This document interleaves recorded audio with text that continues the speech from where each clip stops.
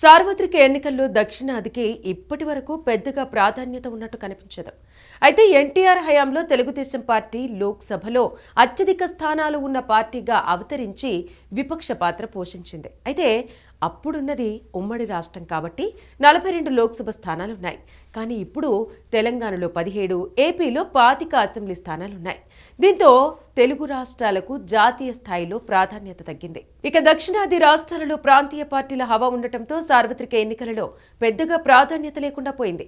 కానీ ఈసారి అలా కాదు. ఉత్తరాదిన కాంగ్రెస్ బలహీనపడటం, అదే సమయంలో దక్షిణాదిన పుంజుకుంటూ వస్తున్న సంకేతాలు స్పష్టంగా కనిపిస్తున్న నేపథ్యంలో వచ్చే సార్వత్రిక ఎన్నికల్లో దక్షిణాది రాష్ట్రాలపైనే అంతర్దృష్టి కేంద్రీకృతమై ఉంది. కాంగ్రెస్ ముక్త భారత్ అంటున్న బీజేపీకి ఇప్పుడు దక్షిణాదిలో కాంగ్రెస్ సాధిస్తున్న పట్టును దెబ్బతీయడం ప్రధాన టార్గెట్ గా మారింది.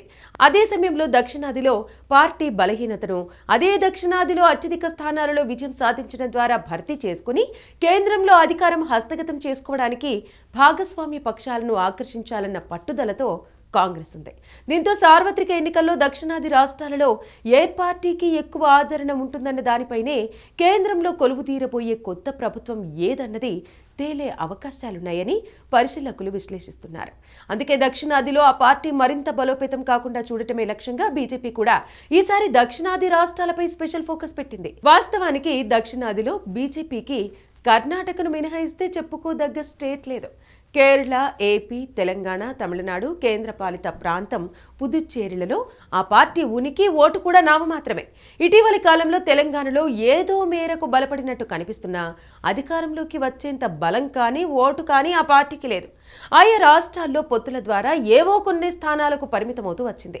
అటువంటి బీజేపీ ఇప్పుడు తెలంగాణలో ఒంటరి పోరు ద్వారా చెప్పుకోదగ్గ లోక్సభ స్థానాలను గెలుచుకోగలమన్న ధీమాతో ఉంది.